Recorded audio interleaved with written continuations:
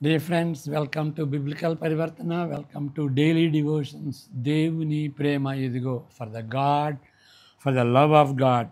August 7కి చెందినటువంటి వాక్య భాగం న్యాయాధిపతులు చివరి అధ్యాయం 21వ అధ్యాయం. దీనిలో 25 వచనాలు ఉన్నాయి. దాన్ని చదువుకుందాం.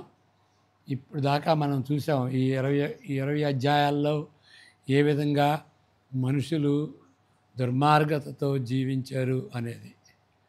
కాబట్టి దీనికి పరిష్కారం ఎప్పుడు వస్తుంది అనేది కూడా మనం గమనించాలి. న్యాయాధిపతుల అధ్యాయాల్లో, రాజుల అధ్యాయాల్లో అన్నీ సమస్యలే. న్యాయాధిపతులు కానీ లేకపోతే ప్రజలు కానీ ఇక అన్ని సమస్యలతో కూడి ఉన్నారు. ఇక్కడ అధ్యాయం అని అంటే చరిత్రలో ఒక చాప్టర్. న్యాయాధిపతుల అధ్యాయం ఆ యుగం, రాజుల యుగం, అన్ని సమస్యలే. ఇక రారాజు యుగం వచ్చినప్పుడే అప్పుడే పరిష్కారం. ప్రార్థన చేసుకుందాం. May the words of my mouth and the meditation of our hearts be acceptable in thy sight, our rock and redeemer. Amen. చదువుకుందాం వాక్య భాగం. న్యాయాధిపతులు. ఇశ్రాయేలీయులు తమలో ఎవడునూ తన కుమార్తెను బెన్యామీనికి కూడదని మిస్సాలో ప్రమాణము చేసుకొని ఉండిరి. ప్రజలు బేతేలుకు వచ్చి దేవుని సన్నిధిని సాయంకాలం వరకు కూర్చుండి, యెహోవా ఇశ్రాయేలీయుల దేవా, నేడు ఇశ్రాయేలులో ఒక గోత్రము లేకపోయాను, ఇది ఇశ్రాయేలీయులకు సంభవింపనేలా అని బాగుగా ఏడ్చిరి. దీనికి కాంటెక్స్ట్ మనకు తెలిసే ఉంటుంది. మరి ఇంతవరకు చెప్పుకున్నటువంటి కాంటెక్స్ట్ ఏంటంటే, ఇక్కడ లేవీయుడు, ఆయన ఉపపత్ని, మరి ఆవిడ ఒక విధంగా వేసిలాగా ప్రవర్తించింది. చిట్ట చివరకు అక్కడ గిబియోన్ కూడా ఇశ్రాయేల్ దేశమే. ఆ పట్టణంలో మరి ఒక వృద్ధుడు ఏ విధంగా హాస్పిటాలిటీ ఇస్తాడో, ఆ హాస్పిటాలిటీని బట్టి గిబియాలో ఉన్నటువంటి వాళ్ళు సోడమైట్స్ లాగా వాళ్ళు పనిచేశారు. హోమోసెక్షువల్కి అది సొమోదు గొమరాలు ఒక మారుపేరులాగా ఉన్నాయి. అలాంటి వాళ్ళు గిబేనీయులు. అలాంటప్పుడు ఆవిడ్ని మరి వాళ్ళని పురుషులేమో వాళ్ళని కాపాడుకుని ఆ స్త్రీలను ఇవ్వటానికి రెడీగా ఉన్నారు. చివరికి ఆ ఉపపత్నిని బయటికి పడేశాడు. దానివలన వాళ్ళు గ్యాంగ్ రేప్ చేశారు. తర్వాత ఇక ఆవిడ చనిపోయింది. అయినా కానీ ఈ లేవీయుడు తన ఇంటికి తీసుకువెళ్ళి అక్కడ 12 ముక్కలు చేశాడు. ఇక వాళ్ళందరూ కూడాను ఆ 12 ముక్కల్ని, ఆ శవాన్ని ఆ ఇశ్రాయేలు ప్రతి గోత్రానికి పంపించినప్పుడు వాళ్ళందరూ రెచ్చిపోయారు. కక్షతో వాళ్ళు ఏం చేశారంటే, వాళ్ళందరూ కుమ్మక్కయ్యి మరి గిబియోనీయుల్ని హతం చేశారు. గిబియోనీయులు ఎవరు? వాళ్ళు బెన్యామీనీయులు. వాళ్ళందరినీ హతం చేశారు. 600 మంది మాత్రమే మిగిలారన్నమాట. అంటే ఇక తర్వాత వాళ్ళు ఫీల్ అయ్యారు, అరే 12 గోత్రాల్లో ఒక గోత్రం పోగొట్టుకుంటున్నామే అనేటువంటి ఆ సందర్భం అన్నమాట. దాని గురించి మనం చదువుకుంటున్నాం. మరునాడు జనులు వేకువనే లేచి అక్కడ బలిపీఠమును కట్టి దహన బలులను సమాధాన బలులను అర్పించిరి. అంటే వాళ్ళు రియలైజ్ అయ్యారు. అప్పుడు ఇశ్రాయేలీయుల గోత్రములన్నిటిలో మిస్సాలో యెహోవా పక్షమున రాకపోయిన వారెవరని విచారించిరి. ఏలయనగా అట్టి వారికి నిశ్చయముగా మరణశిక్ష విధింపవలనని ఖండితంగా ప్రమాణం చేసి ఉండిరి. అప్పటికే చేశారు అంతకుముందే. ఇశ్రాయేలీయులు తమ సహోదరులైన బెన్యామీనులను గూర్చి పడి నేడు ఒక గోత్రము ఇశ్రాయేలులో ఉండకుండా కొట్టివేయబడి ఉన్నది. మిగిలిన వారికి భార్యలు దొరికినట్లు, అంటే 600 మందికి వాళ్ళు సోల్జర్స్ అన్నమాట, వాళ్ళకి భార్యలు దొరికినట్లు మనము మన కుమార్తెలను వారికి పెండ్లి చేయమని యెహోవా తోడని ప్రమాణం చేసి కదా, వారి విషయంలో ఏమి చేయగలము అని చెప్పుకొనిరి. అంటే అంతకుముందు వాళ్ళు నిబంధన చేసుకున్నారు. వాళ్ళకైతే మాత్రం బెన్యామీలకు మాత్రం పిల్లల్ని మాత్రం ఏమి ఇవ్వకూడదని వాళ్ళు శపథం చేసుకున్నారు. మరి ఎట్లా ఇప్పుడు ప్రాబ్లం ఎట్లా సాల్వ్ అవుతుంది? మరియు వారు ఇశ్రాయేలీల గోత్రములలో యెహోవా పక్షమున మిస్సాకు రాని గోత్రం ఏదని విచారింపగా, సమాజమునకు చేరిన యబేష్కి లాదు, జేబస్ గిలియాడ్ అని ఇంగ్లీష్లో అంటారు, యబేష్ గిలియాదు నుండి సేనలోనికి ఎవడునూ రాలేదని తేలెను. జనసంఖ్య చేసినప్పుడు యాబేష్ గిలాదు నివాసులలో ఒకడును అక్కడ లేడు. కాబట్టి సమాజపు వారు పరాక్రమవంతులైన 12,000 మంది మనుషులను పంపించి, మీరు పోయి స్త్రీలనేమి పిల్లలనేమి యాబేష్ గిలాదు నివాసులందరినీ కత్తివాతను హతము చేయుడి. మీరు చేయవలసినది ఏమనగా, ప్రతి పురుష సంయోగము ఎరిగిన ప్రతి స్త్రీని నశింపచేయవలనని చెప్పిరి. అంటే వర్జిన్స్ని ఉంచాలి, పెళ్లి చేసుకున్నటువంటి వాళ్ళని కూడా, వాళ్ళని ఇంకా విధరాలతో సహా వాళ్ళని హతం చేయాలి.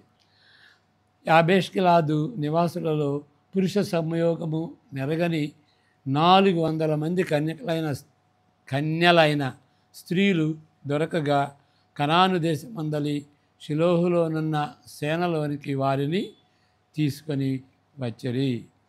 ఆ సర్వ సమాజము రిమ్మోను కొండలోనున్న బెన్యామీనులతో మాట్లాడుటకు వారిని సమాధానపరచుటకును వర్తమానము పంపగా, ఆ వేళను బెన్యామీనీయులు తిరిగి వచ్చిరి. అప్పుడు వారు తాము యాబేష్ గిలాదు స్త్రీలలో బ్రతుకనిచ్చిన వారిని వారికిచ్చి పెండ్లి చేసిరి.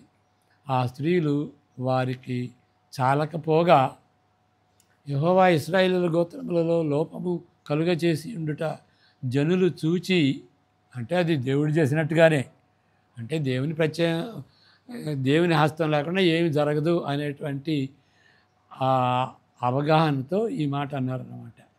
ఇశ్రాయేలు గోత్రములలో లోపము కలుగజేసి ఉండుట జనులు చూచి బెన్యామీనులను గూర్చి పశ్చాత్తాపపడిరి.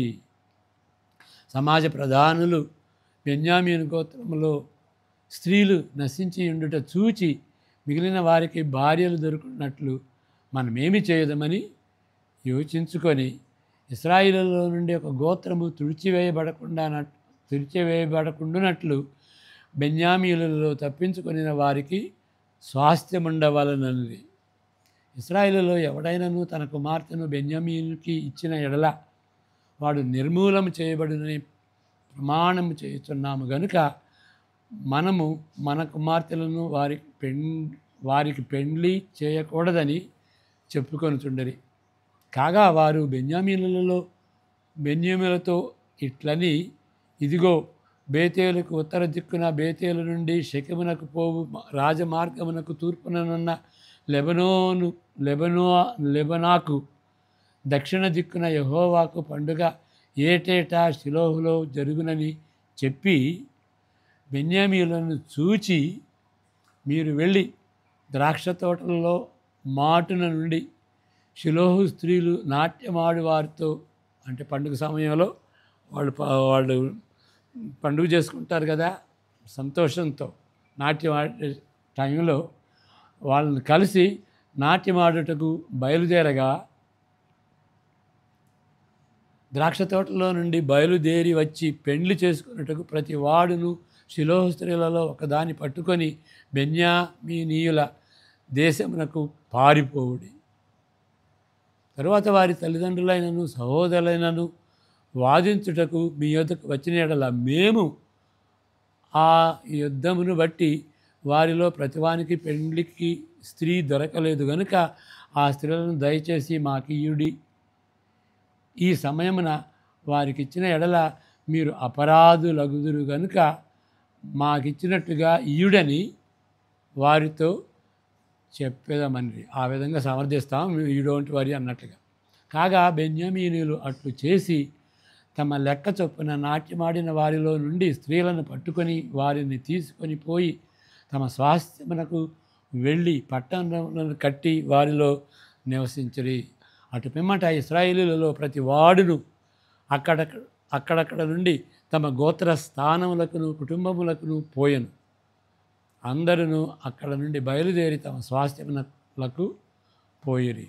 ఆ దినములలో ఇశ్రాయేలుకు రాజు లేడు, ప్రతివాడును తన తన ఇష్టానుసారముగా ప్రవర్తించుచు వచ్చెను. చదువుకుందాం. ఇక్కడ లేవీయుని ఉపపత్ని గురించి జరిగినటువంటి అత్యాచారం, ఆ గ్యాంగ్ రేప్ బట్టి మరి దాన్ని బట్టి సంభవించినటువంటి హింసాకాండలో మరి ఆ హత్యను బట్టి, అత్యాచారాన్ని బట్టి వీళ్ళు ఏం చేశారు, వీళ్ళు ఆ బెన్యామీన్ గోత్రాన్ని చంపేసేశారు కదా, అది హింసాకాండే. ఇక దానిలో ఇది చివరి మెట్టు ఈ అధ్యాయంలో జరుగుతుంది. 21లో ప్రతీకారం చేయాలనేటువంటి రౌద్రంతో ఇశ్రాయేలీయులు బెన్యామీను గోత్రపు భూమిని తుడిచివేసి స్త్రీ పురుషులతో సహా పిల్లలను హతమార్చారు. మిగిలిన అది లాస్ట్ అధ్యాయంలో చదివాం. మిగిలిన బెన్యామీనీయులు రిమ్మోన్లోని ఒక కోటలో దాగి ఉన్న వారిలో 600 మంది మాత్రమే యుద్ధాయుధములను ధరించగలిగారు. ఇదంతా కూడాను రివ్యూ లాగా ఉన్నది.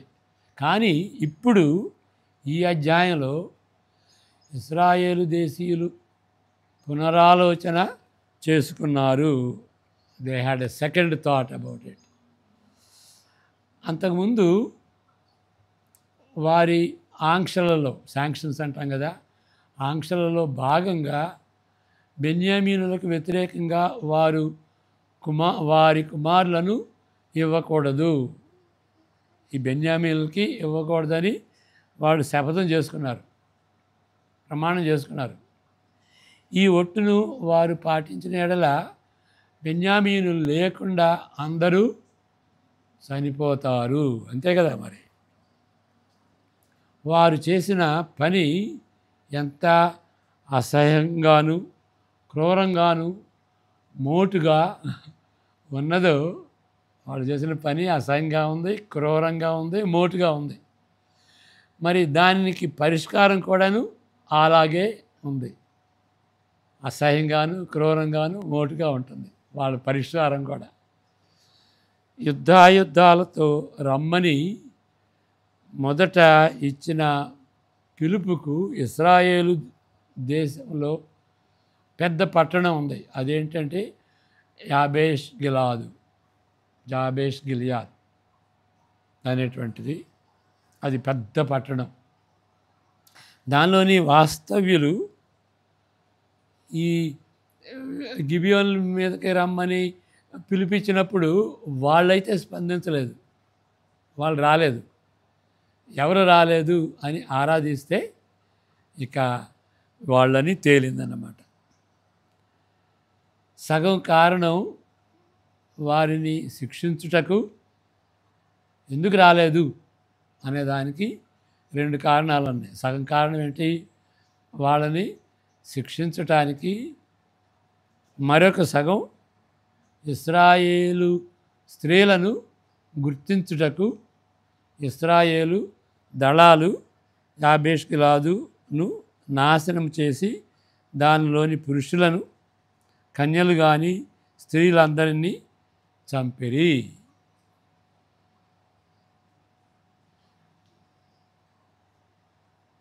ఇక్కడ ఏంటి, దయచేసి క్షమించండి, ఇక్కడ సగం కారణం, ఆ కారణం అంటే వాళ్ళు స్పందించటానికి గల కారణం అని చెప్పాను, అది కాదు. వీళ్ళు ఈ యాబేష్ గిలాదుని నాశనం చేయటానికి, అంటే స్త్రీలు, పురుషులు, ఆ, వాళ్ళందరినీ చంపారు కదా, దానికి కారణం ఏంటి అనే దానికి సగం కారణం వారిని శిక్షించటానికి. ఎవరిని? ఈ యాబేష్ గిలాదు వారు రాలేదు కదా, వాళ్ళు తోడ్పడలేదు కాబట్టి వా ఈ ఆ, బెంజమీనీయుల్ని చంపటానికి వాళ్ళు కలిసి రాలేదు కాబట్టి వాళ్ళని శిక్షించటానికి అదొక కారణం. మరొకటి ఏంటంటే స్త్రీలను గుర్తించటానికి, వాళ్ళల్లో ఎవరు కన్యలు అని గుర్తించడానికి. ఓకే, ఈ ఇశ్రాయేలు దళాలు యాబేష్ గిలాదును నాశనము చేసి, ఎందుకు నాశనం చేశారంటే ఆ రెండు కారణాలు.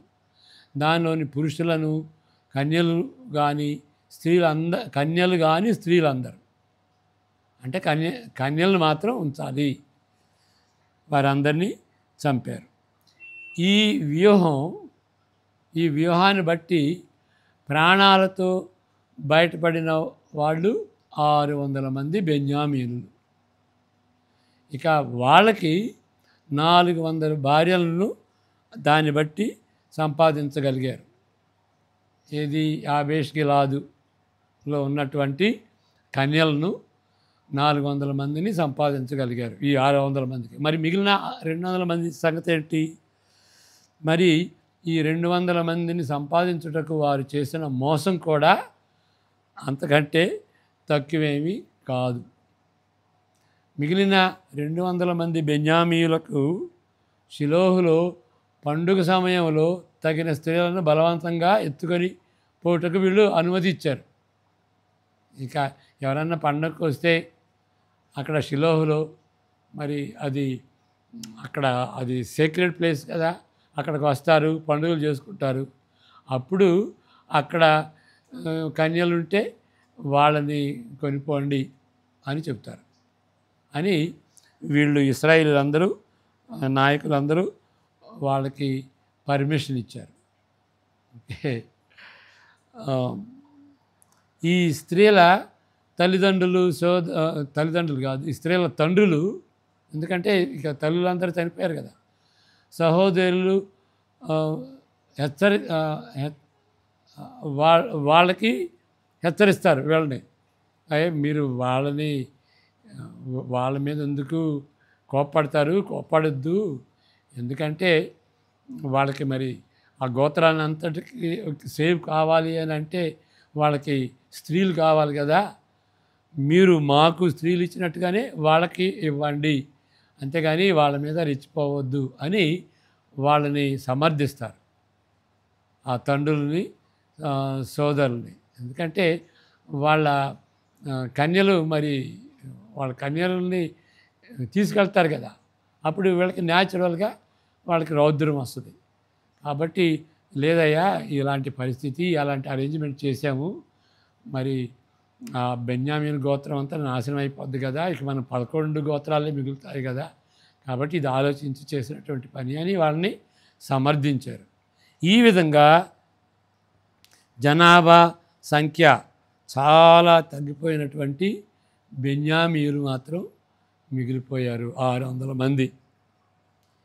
ఈ పరిష్కారాలు, ఇది పరిష్కారం అంటారా? ఈ పరిష్కారాలను బట్టి కలిగిన చేదు, దుఃఖం, భయం, ఒంటరితనం, ప్రతీకారం, తీవ్రమైన కోపం, ఎక్కడ చూసినా విషాద స్థాయిని, ఇక ఎంత విషాద స్థాయి ఉంటుందో ఎవరు ఊహించలేరు.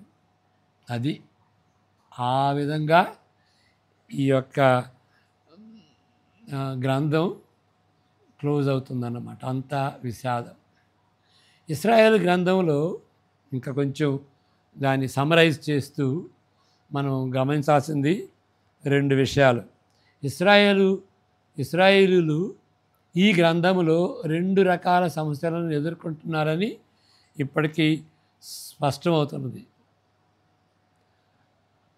ఎంతగా ఉండదో అంతగా తరచుగా ఉండే సమస్య.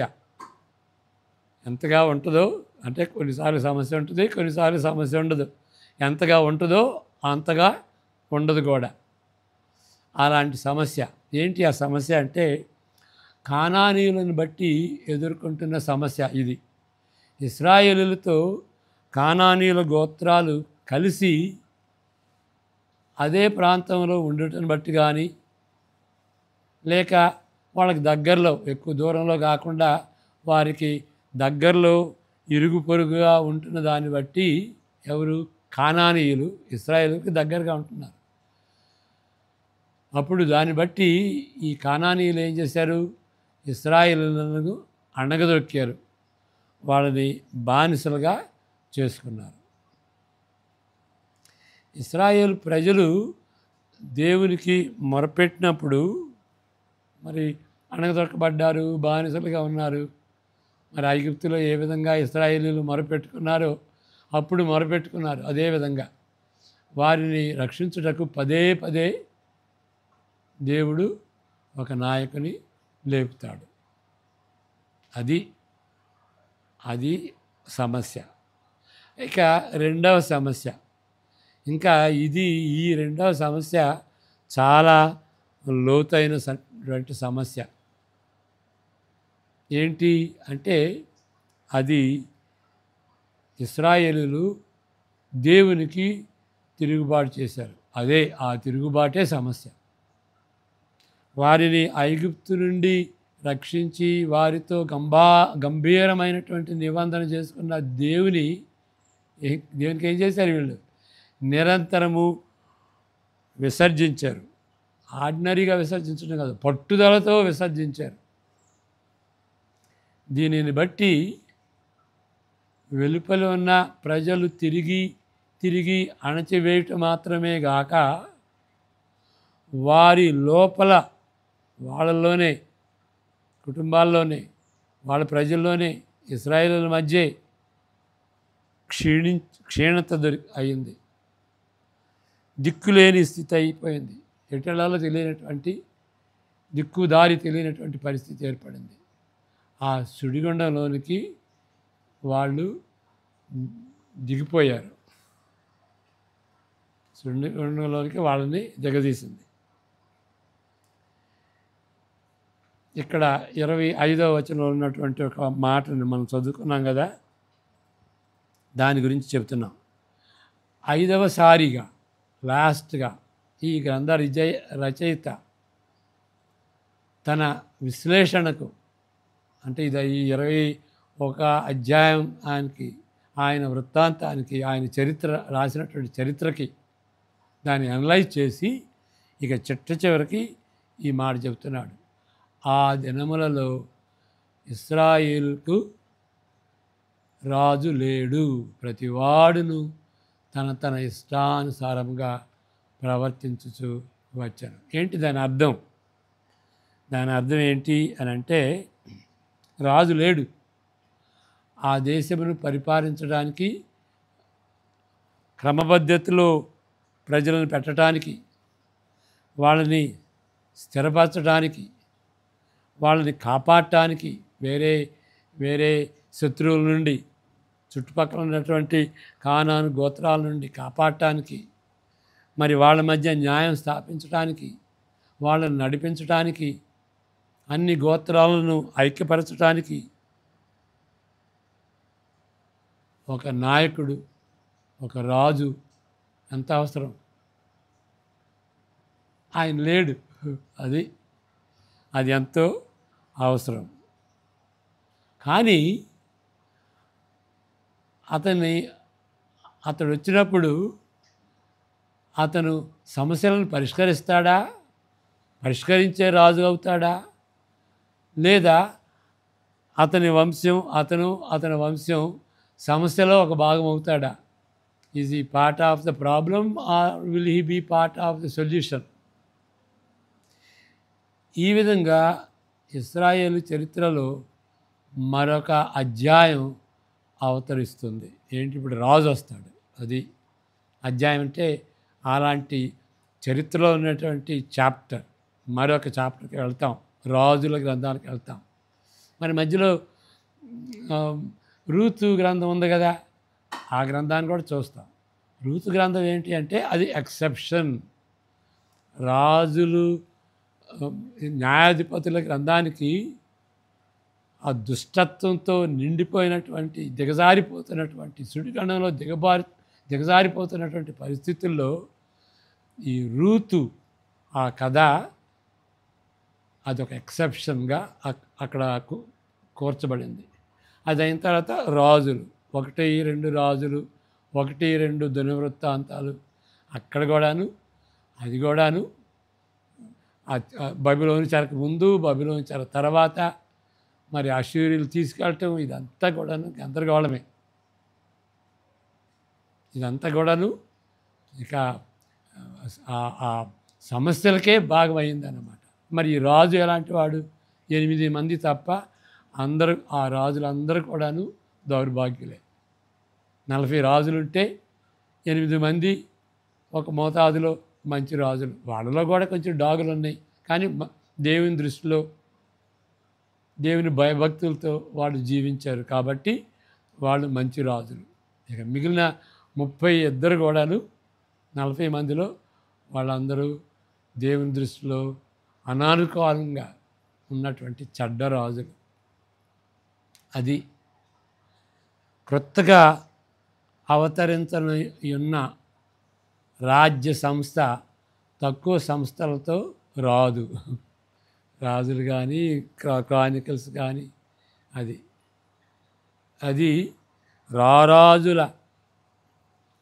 రారాజులకు రాజును, ప్రభువులకు ప్రభును అను నామము ఆయన వస్త్రము మీద తొడ మీదను వ్రాయబడి ఉన్నది. ఆయనే యేసు ప్రభు కదా. రాజుల రాజు, ప్రభుల ప్రభు వచ్చేంత వరకు అదే పరిస్థితి ఉంటుంది. ఆ రాజుల రాజు ఆయన ఈ లోక సంబంధమైనటువంటి ఈ లోక రాజుల లాంటి రాజు కాదు. ఆయన వినయం కలిగినటువంటి రాజు, నిరంతరంగా ఉండేటువంటి రాజు, మరణించి తిరిగి లేచినటువంటి రాజు, దేవునికి మనుషులకి మధ్యవర్తిగా ఉండేటువంటి రాజు, మధ్యవర్తిగా ఉండి దహన బలిగా ఒక బలిగా ఆయన జీవితాన్ని సిలువలో అర్పించాడు. అలాంటి రాజు, సేవకుడిగా వచ్చినటువంటి రాజు, శిష్యుల పాదాలు కడగటమే కాదు, ఆయన ఎంతవరకు తనను తాను తగ్గించుకున్నాడు అని అంటే ఈ రారాజు ఆయన దేవుని యొక్క, తండ్రి యొక్క ఆదేశాలకి, తండ్రి యొక్క చిత్తానికి, తండ్రి యొక్క రక్షణ ప్రణాళికకి విధేయుడిగా ఉండి శిలువ మరణమైనప్పటికీ ఆయన తన తండ్రికి ఒబీడియంట్గా ఉన్నటువంటి, అలాంటి సేవకుడిగా ఉన్నటువంటి విధేయుడైనటువంటి రారాజు. ఆయన వస్తే ఈ పాపాలకి, ఈ సమస్యలకి పరిష్కారం వచ్చింది. ఎవరైతే ఆయన అనుసరిస్తారో వాళ్ళ జీవితాల్లో నెమ్మది, పాపం కొట్టివేయబడింది, వాళ్ళ జీవితాలు మారుతాయి, వాళ్ళ జీవితాల్లో పరివర్తన వస్తుంది, బిబ్లికల్ పరివర్తన వస్తుంది. ప్రార్థన చేసుకుందాం. యెహోవా నిన్ను ఆశీర్వదించి కాపాడును కాక, తన సన్నిధి కాంతిని నీపై ఉదయింపజేసి నిన్ను కరుణించును కాక, తన సన్నిధి కాంతిని నీపై ప్రకాశింపజేసి నీకు సమాధానము అనుగ్రహించును గాక. ఆమెన్. God bless you.